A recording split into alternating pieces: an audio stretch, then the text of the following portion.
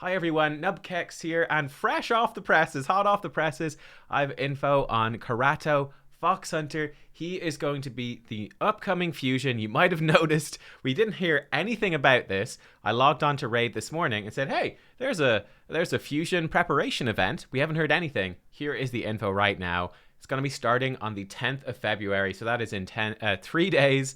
So it's going to be on Thursday, guys, on Thursday. And yeah, big shout out to Anchor Search, by the way, who posted this and his skills on my Discord. He got the info. I don't know how he did it. The man's a genius, but he got in there, he got this info, and he sent it over to me. So thanks to him, we're seeing this video. Plarium still haven't added me to the content creator program. I applied when I hit 1,000 subs, which is supposed to be the entry point. Haven't heard a peep. Not a peep from them. But thank you to Anchor Search. Better than the Plarium community team. Good job, you. But yeah, he's coming out. Karato Foxhunter, Legendary, Attack-based Legendary, Spirit Affinity, Shadowkin Faction. Looks like it's going to be traditional fusion, although we're going to have 4 of the same epic, which kind of makes it a bit more of a pain to complete. I guess for really new accounts, it's okay. You know, you get your 1 epic and you'll probably be done. But it's kind of a pain in the butt for the others. Like, if you can get 3 of them but not quite finish the fusion, there's no real point in having 3 of them. So, yeah, anyway. Here are his skills. Let's take a look at this. This is what really matters. And by the way, really cool visuals as well. He kind of reminds me of like Ninja, but cooler, in my opinion. I prefer the more realistic look. But he's got his bow and his sword. He's got daggers. He's got everything. He's ready to go. They're probably real proper names for these little daggers and stuff, but I don't know what they are. I remember this. It begins with a K. It's like a kimchi sword, I think, is the traditional Japanese sword. Yeah, definitely. His A1, 3 visitations, attacks 1 enemy 3 times. Each hit has a 20% chance of placing 25% weaken debuff for 2 turns. This is actually a great A1. Triple hitter is awesome, especially for progression, for getting through Fire Knight. It's a very helpful thing to have. Really good chance, actually, of placing weaken. I'd imagine this might book up to like 30%, and then it's most of the time it will place a weaken. So it's a good solid A1. Bedevil, his A2, this is where things get spicy. Attacks one enemy, puts a stun debuff for 2 turns, and grants an extra turn and resets the cooldown of the skill if Yumiko is on the same team and this skill kills an enemy. So I'm guessing this probably hits pretty hard. He is an attack-based champion after all. It probably books down to a 3-turn cooldown.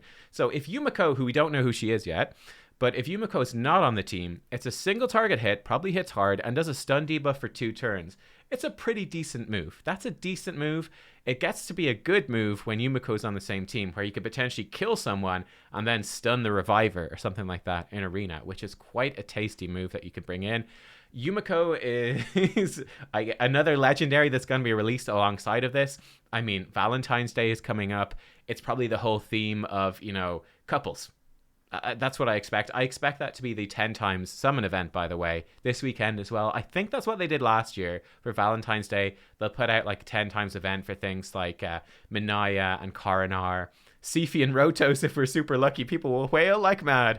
But yeah, we'll see. We'll see. But yeah, so some tandem skills. His A3 Suppression Ward, 4-turn cooldown, probably books to 3 turns. Attacks all enemies, 80% chance of putting block active skills debuff for 2 turns. Again, that probably books up to 100% chance as well. This debuff cannot be resisted if Yumiko is on the same team. This is very good. He's kind of like he's like an early game Ramantu, kind of. So Ramantu is obviously your final mission reward right now. Void Legendary, Ramantu strips all buffs, places block active skills and also block passive skills, or he places block passive skills first, and then if he can't, he does block active. This could potentially be really good. It really depends how good Yumiko is. If Yumiko is a good arena champion, this is a pretty attractive move. Cannot be resisted, so you can build him really without, you could go in without accuracy in the arena, nuke everyone with suppression ward, block all their active skills, come back around next turn, they can't heal themselves or protect themselves or anything, and then you one-shot someone and then take an extra turn and one-shot someone else, and could be a very powerful arena champion in green affinity as well, which is a little bit dodgy, but it's useful to have. It's very useful to have. There's a lot of blue affinity in the arena, but it's useful to have him as a potential answer. Yeah, so not too, especially for an earlier player, if you've got your starter champion still who is a blue affinity, or you've picked up other fusions in the past who are your nukers, and most of them have been blue affinity. To have a green affinity attack nuker is quite a nice thing. So that's an interesting move. Interesting move. Without Yumiko on the same team, it's going to get a bit more awkward because you are going to need to build accuracy if you want these things to land, which limits your ability to build some damage. His passive then, Stoicism. Damage inflicted by this champion cannot be decreased by enemy passive skills or masteries except by the passive skills of bosses. Damage inflicted by this champion cannot be increased by ally passive skills or masteries either. This is super good. This is so good. So what are we talking about? Enemy passive skills or masteries that decrease damage. This is so good. Think about in high-end arena, think about Duchess Lilitu decreases the AoE damage that her team receives. Ursica Warcaller absorbs 30% of the crits that the enemy team does. All these skills reducing that damage. Bulwark Mastery, Selfless Defender Mastery, which reduces 20% of the first hit and redirects it onto a given champion. He should, I believe if I'm reading this right, he should be able to just completely bypass all of that, making him an exceptionally strong arena nuker. Really, really good. And you put him with Yumiko and you're going in against these tanky arena teams, these really tanky teams with like Duchess, Ursica, whatever. He ignores their passive and then he blocks their active skills. Unresistible. Like there's nothing they can do. He is nuts. This guy's nuts. Whenever Yumiko dies, instantly grants a turn to this champion and resets the cooldowns of each of this champion's skills. Again, that's a really nice combo passive. Very, very good. I'd be curious to see what her kit is like. You could even potentially throw in like a level 1 Yumiko.